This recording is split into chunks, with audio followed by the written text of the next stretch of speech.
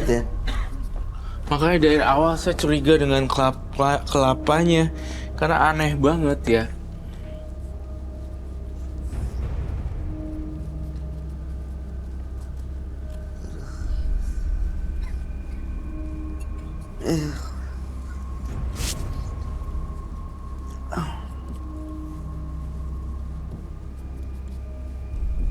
Kok bisa ada kelapa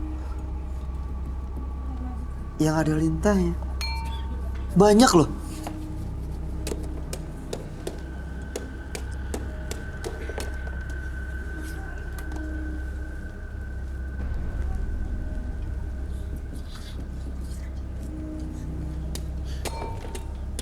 Isinya apa, Bay? Ada lintahnya, Roy.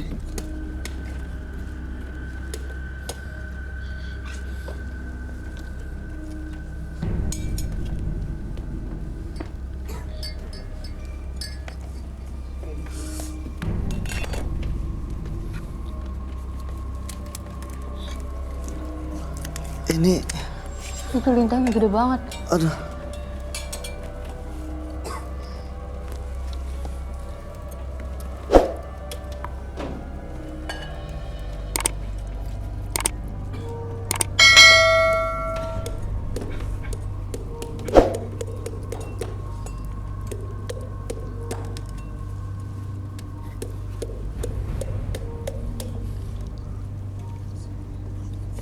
Ini nggak ada apa-apanya, nggak ada lintahnya.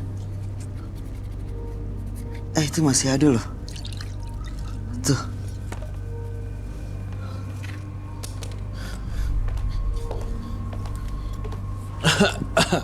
Ada lintahnya loh, Roy.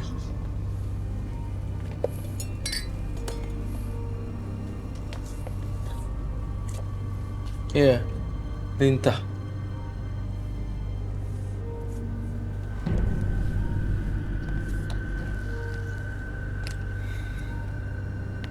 Ini semua kerjaan kamu ya?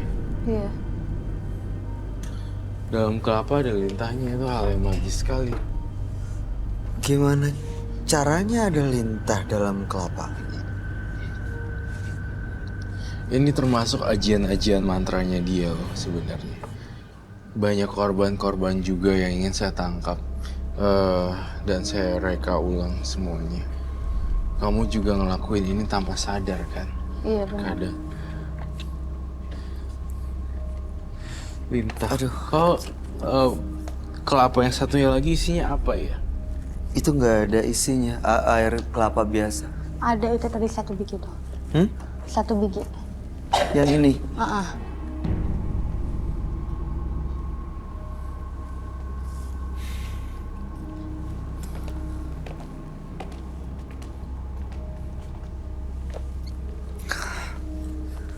Ini karena ritual dia, jadi ada lintah di situ tuh. Dari mana datangnya, Roy? Pada saat melakukan ritual, semuanya datang dari satu pohon ya. Kemudian di dalam pohon tersebut banyak lintah sebenarnya. Memang Betul? banyak. Iya betul. Lintah ini muncul satu persatu karena di dalam keadaan pohon tersebut sebenarnya saya ngerasa tidak ada makanan, pilihan makanan. Oh, Dan kamu makan itu kan? Ya.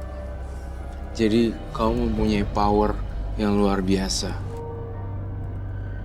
Kamu masih ingat gak tempat pohon yang saya gambarin di mana? Masih ingat.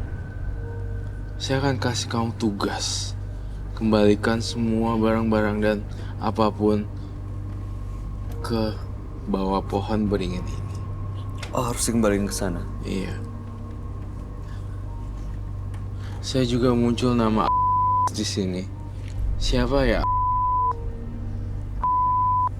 Pasien Sudah Pasien. meninggal juga. sudah meninggal 2 tahun yang lalu. Kejadian seperti apa yang terima waktu itu? Ya semacam dia sih kayak emang anak malam ya, jadi bandel. Kayak nelan-nelan obat gitu. Overdosis. Iya. Tuh, kita baru dapat 2. Saya ada 3, 4, 5, 6, 7, 8 sampai 50 orang. benar. Itu makhluk-makhluk itu udah menyatu sama Anggun atau sebenarnya dia masih bisa berhenti melakukan ritual ini, Roy? Sebenarnya dia masih bisa memberhentikan ritual-ritual ini asal Anggun komitmen gitu loh. Dan Anggun di sini sebenarnya cukup kuat loh. Dia nggak bisa dilawan dengan cukup doa-doa saja di sini.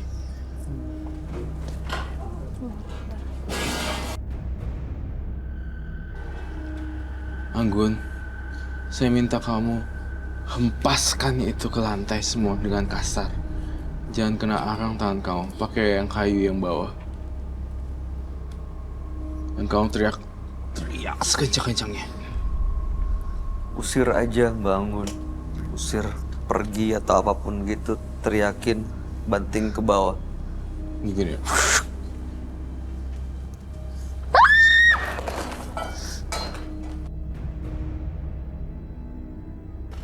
Saya minta garam. Cleansing time. Dia harus di cleansing ya? Iya. Karena masih ada makhluk-makhluk gaib yang ngikutin dia. Iya. Roy, setelah ini dibanting, dibuang, dan tadi sudah dia usir, masih ada makhluk-makhluk lain yang nempel di Anggun? Nggak ada. Dirinya dia bilang udah mau lepas dan pasrah. Tapi setannya masih mau nempel. Tapi keinginan kuat dari Anggun membuat setannya nggak bisa masuk-masuk lagi. Oke, proses cleansing ini untuk apa? Supaya memagari dia? Supaya memagari dia. Dan satu hal lagi yang bisa kamu pelajarin Anggun ketika lepas dari saya. Next, ketika kamu pulang dan ngerasa capek sekali, coba kamu rendam kaki kamu dengan garam. Dengan air hangat. Komposisinya 50-50. Jadi garamnya 50%, kemudian airnya 50%. Setengah-setengah gitu Setengah-setengah. Bukan 1:1, cuma 50/50.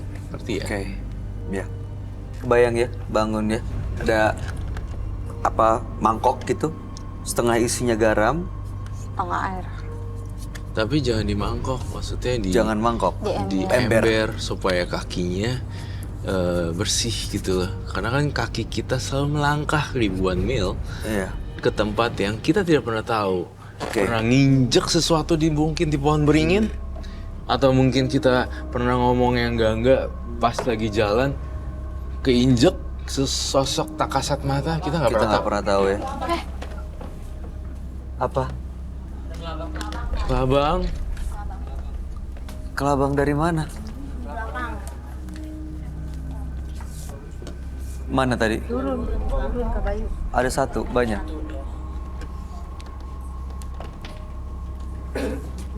Kok bisa ada kelabang ya? Kok ini kan binatang-binatang yang kayak dari pohon gitu. iya sebenarnya dia tuh kelabang tuh dari pohon juga.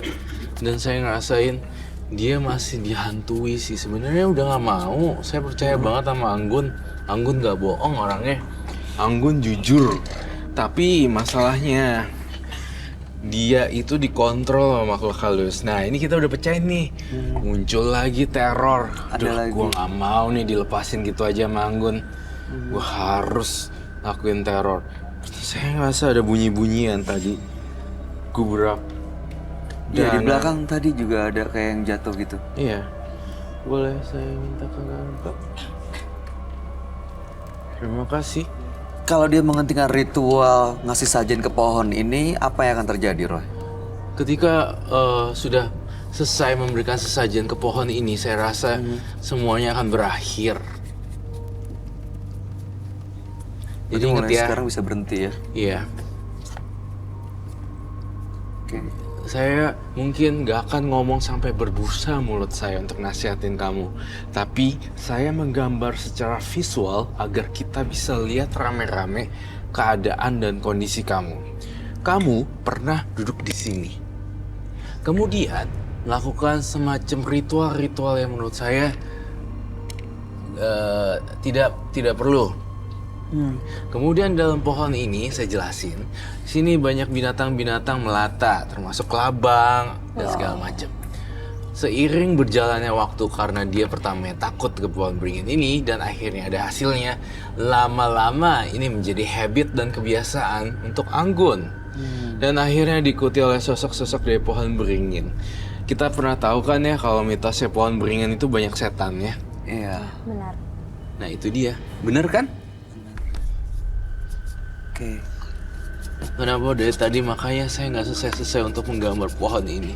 Karena di kepala saya muncul ini terus dan terus dan terus. Ada banyak di sini, Rob. Apanya? Makhluk halusnya di pohon ini. Iya, di pohon ini ada banyak sekali makhluk halusnya. Oke.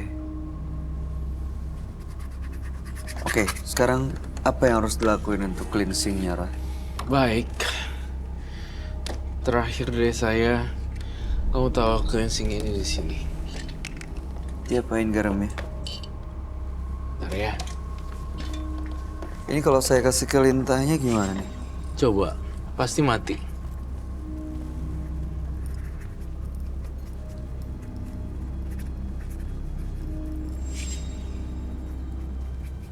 Apa yang terjadi baik kalau lintah kena garam? Dia ngeluarin, Ngeluarin apa, Bay? kok kayak darah ya? Aku lihat Kak Bayu. Tuh. Itu kayak keluar darah loh. Iya, keluar darah itu.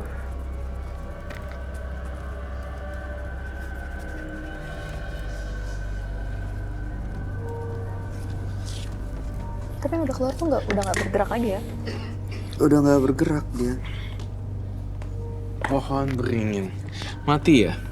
Nih mati. Mbak Anggun?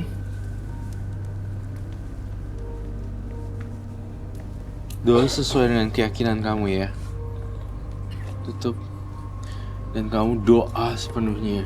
Sambil saya ngebersihin kamu.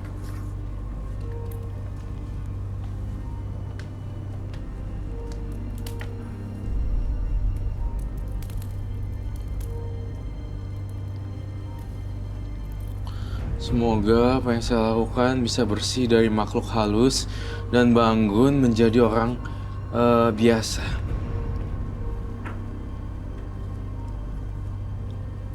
Bangun fokus ya. Biar benar-benar bisa lepas dan nggak balik lagi. Minta air ya, air kosong. Air. Air, air mineral. Minta air. Fokus ya Mbak Anggun. Oke, kita cuci tangan di sini Mbak Anggun. Tangan yang tadi. Sambil ngepel gitu terus nanti lepasin.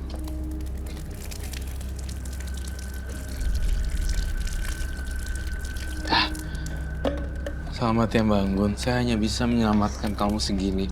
Tapi kehidupan selanjutnya bukan saya yang mengatur Mbak Anggun. Saya senang bertemu dengan Anggun karena membuka cakrawala pikiran pemirsa di rumah juga untuk orang-orang tertarik banget dengan pohon beringin. Iya, karena masih banyak sih orang-orang yang melakukan ritual ke pohon beringin ya untuk meminta atau menyembah sesuatu. Sih, Justru padahal ada makhluk-makhluk halus yang ikut ya. jauh lebih baik kan sekarang. Iya. Sayang lega. Bang. Itu pesan saya. Terima kasih telah berbagi cerita dengan kami bertiga karena saya yakin nih di rumah nih pasti ada yang melakukan pesugihan pohon beringin juga nih. Hati-hati ya, karena bisa ada konsekuensi seperti ini ya. Betul.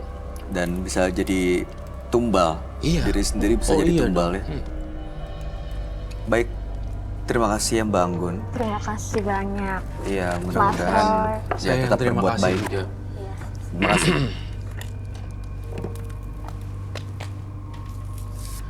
Jika Anda cemas dan gelisah akan sesuatu, masuklah ke dalamnya.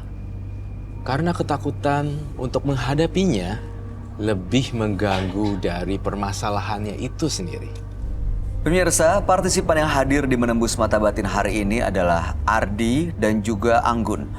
Bapak Ardi tadi memiliki jimat yang disembunyikannya begitu lama dari sang istri, dan sang istri pun hadir di studio Menembus Mata Batin untuk membuktikan semuanya. Karena jimat itu yang terus disimpan, akhirnya keluarganya selalu cekcok dan juga diganggu oleh makhluk halus.